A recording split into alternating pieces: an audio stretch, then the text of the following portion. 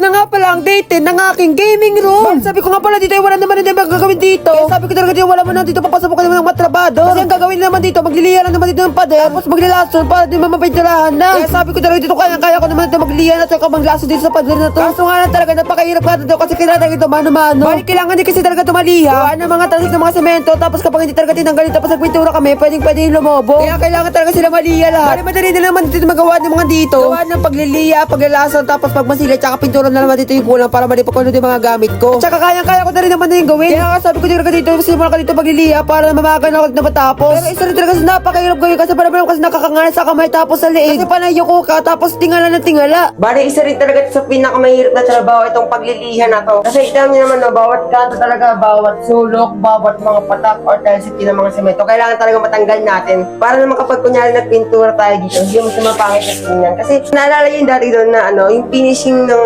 pader na yun, hindi talaga yung na-finish. Kaya ang dami talagang, ano siya, rough.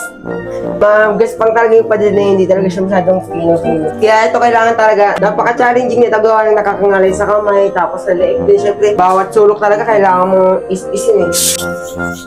Imagine mo, buong kwarto na to, kailangan nating maliha na yan. Para naman kapag nagpintura na ako, maski pa paano, mas maganda siyang tingnan kapag natapos na magpintura natin. Tapos magmamasilya pa tayo ng mga sulok ng mga kisame na yan. Kailangan natin matapos sa lahat ng pagliliha na to. Kasi pagkatapos natin magliliha ngayon, lasunin ko pa yung pader para bago tayo magpintura. Balik kailangan din kasi muna talaga ito maliha bago nga pala lasunin itong pader na to. Pero puti na talaga may pinga na pala tapos ako sa pagliliha ko. Kaya sabi ko talaga dito, wawalisin ko muna itong mga pinaglihaan ko para naman maski pa paano yung mga alikabok dito matanggal. Kasi sobrang dami din talaga mga alikabok na dumikit sa pader na yan. Grabe talaga kung ano yung talaga feeling na parang nakalangali talaga yung mga balakang nyo, tapos leeg, tapos kamay. Sira pa nga itong walis ko natin para naman kasi nadaganan ata nakaraan. Kaya nga nag-aantay ako na mag-sponsor sa akin yun ng bagong walis.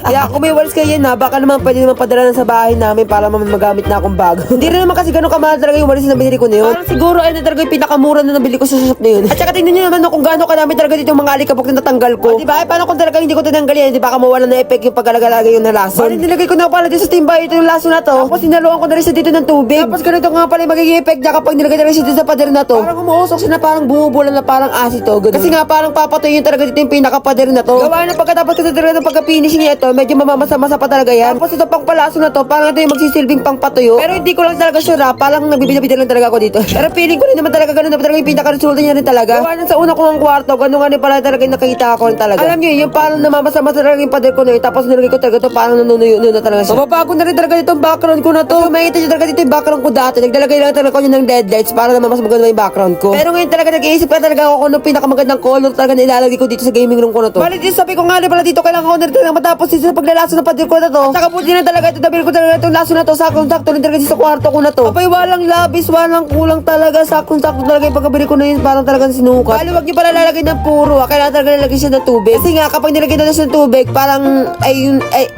wala, ang turo sa akin eh. Ayun guys, ako makikita niyo talaga guys, pagtapos natin siyang lasunin. Normal lang yun na mamuti-muti, ibig sabihin na laso na yung pader niya, tapos pwede natin pinturahan. Hindi ko masyadong alam kung ano effect ng paglalason, pero maraming benefits. Balik ganito na nga pala kinalabasan niya pagkatapos nga pala namin itong lasunin. Tapos natay ko na lang ito kinabukasan, tapos pwede na kami dito magpintura.